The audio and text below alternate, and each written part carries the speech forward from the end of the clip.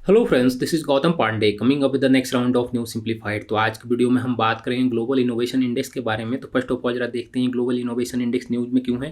देखिए, recently world intellectual property organisation, जिसे short form में हम विपो के नाम से जानते हैं, उन्होंने ग्लोबल इनोवेशन इंडेक्स 2022 को रिलीज कर दिया है। तो इस वीडियो में हम ग्लोबल इनोवेशन इंडेक्स से रिलेटेड सारी बातों को समझेंगे आखिर इस तरह के इनोवेशन इंडेक्स का एम क्या होता है, आखिर किस तरह के पैरामीटर्स यूज किए जाते हैं इसको प्रिपेयर करने के लिए, या फिर वर्ल्ड वाइड क्या की फाइंडिंग्स हैं, या इंडिया के लिए क्या क्या इंपॉर्टेंट की फाइंडिंग्स बताई गई है। उन सारी बातों को इस वीडियो में हम डिस्कस करेंगे। लेकिन आगे बढ़ने से पहले जरा हम वर्ल्ड इंटेलेक्चुअल प्रॉपर्टी ऑर्गेनाइजेशन के विषय में कुछ इंपॉर्टेंट बातों को डिस्कस कर लेते हैं। देखिए, अगर विपो की बात करें तो ये ग्लोबल फोरम है for the intellectual property policy. World wide जितने भी इंटेलेक्चुअल प्रॉपर्टी पॉलिसी होती हैं यही लोग डिसाइड करते हैं। और सबसे इंपॉर्टेंट बात क्या है कि ये एक यूएन के स्पेशलाइज्ड एजेंसी है। ये पॉइंट भी हम याद रखेंगे। और जहाँ तक इसके फाउंड होने की बात है तो ये फाउंड हुआ था 1967 में। ये भी इंपॉर्टेंट होता है, कभी कभी इस तरह के क्वेश्चन पूछे जाते हैं। और जहाँ तक मेंबर स्टेट्स की बात है तो वर्ल्ड वाइड इसके 193 मेंबर स्टेट हैं। ये पॉइंट भी हम याद रखेंगे। और साथ ही साथ इसके हेडक्वार्टर की अगर हम बात कर लें तो इसका हेडक्वार्टर है जिनेवा, स्विट्जरलैंड में। ये तो हो गई इंपॉर्टेंट बातें विपो से रिलेटेड। अब जरा हम समझते हैं ग्लोबल इनोवेशन इंडेक्स के बारे में। देखिए, सबसे पहले जरा इसके एम को समझते हैं कि आखिर ये क्यों प्रिपेयर किया जाता है, इसका एम क्या होता है। देखिए, होता क्या है कि वर्ल्ड वाइड लेवल पे किस नेशन में क्या क्या नए नए इनोवेशन हो रहे हैं, वहाँ के इनोवेशन ट्रेंड कैसा है, उन सारी बातों को विपो एग्जामिन करती है और वर्ल्ड वाइड डाटा जारी करती है कि किस नेशन में इनोवेशन से रिलेटेड बहुत ज़्यादा काम किए गए हैं। खास करके वहाँ की गवर्नमेंट के कैसा इनपुट है उसे एग्जामिन किया जाता है, या फिर जो भी इन्वेस्टमेंट हुए हैं उसके आउटपुट कैसे आए हैं, उन सारी बातों को इसमें एग्जामिन किया जाता है। तो खास करके कोविड-19 के बाद की जो सिचुएशन है उसमें बहुत ज़्यादा इंपॉर्टेंट हो जाता है, क्योंकि जब से कोविड-19 का पेंडेमिक स्टार्ट हुआ उसके बाद वर्ल्ड वाइड ग्लोबली समझिए इस तरह के इनोवेशन वगैरह बहुत ही स्लो डाउन हो गए। और हमने देखा कि 2022 तक आते आते जितने भी बड़े बड़े नेशन हैं वहाँ पर इस तरह के रिसेशन के कंडीशन भी देखने को मिल रही हैं। वर्ल्ड वाइड वॉर वगैरह होने स्टार्ट हो चुका है, जैसा कि हम रशिया यूक्रेन के बाद में देख रहे हैं। तो इस तरह की जो सिचुएशन है उसके कारण क्या क्या डिफरेंसेज आए हैं उन्हें भी 2022 के डाटा में जारी किया गया है और बताया भी गया है। तो अब जरा समझते हैं कि जो ग्लोबल इनोवेशन इंडेक्स हैं उसके पैरामीटर्स क्या होते हैं, आखिर कैसे विपो इसे एग्जामिन करती है। देखिए, दो तरीके से इंपॉर्टेंटली इसमें एग्जामिन किया जाता है।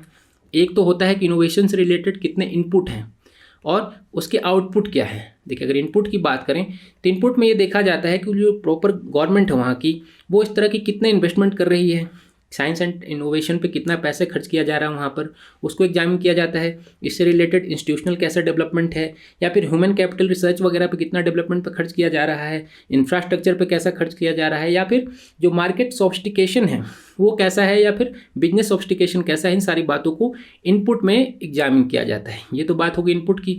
और जो सेकंड नंबर पे होता है ये होता है आउटपुट कैसा है वहाँ पे। मीन्स जैसे भी पैसे खर्च किए जा रहे हैं उनकी जो टेक्नोलॉजी डेवलप हो रही है उसका एडॉप्टेशन कैसा है। मीन्स किसी नेशन में अगर कोई टेक्नोलॉजी डेवलप हुई है तो वहाँ पे लोग इसे कितना अडॉप्ट कर रहे हैं, या फिर इसकी जो टेक्नोलॉजी है उसका जो सोशियो इकोनॉमिक इम्पैक्ट कैसा है, लोगों के जीवन पर कैसा प्रभाव पड़ रहा है, क्या उनके जीवन में कुछ चेंजेज आ रहे हैं, या फिर उनके लाइफ एक्सपेक्टेंसी वगैरह चेंज हो रही है, उसे एग्जामिन किया जाता है आउटपुट के तौर पे।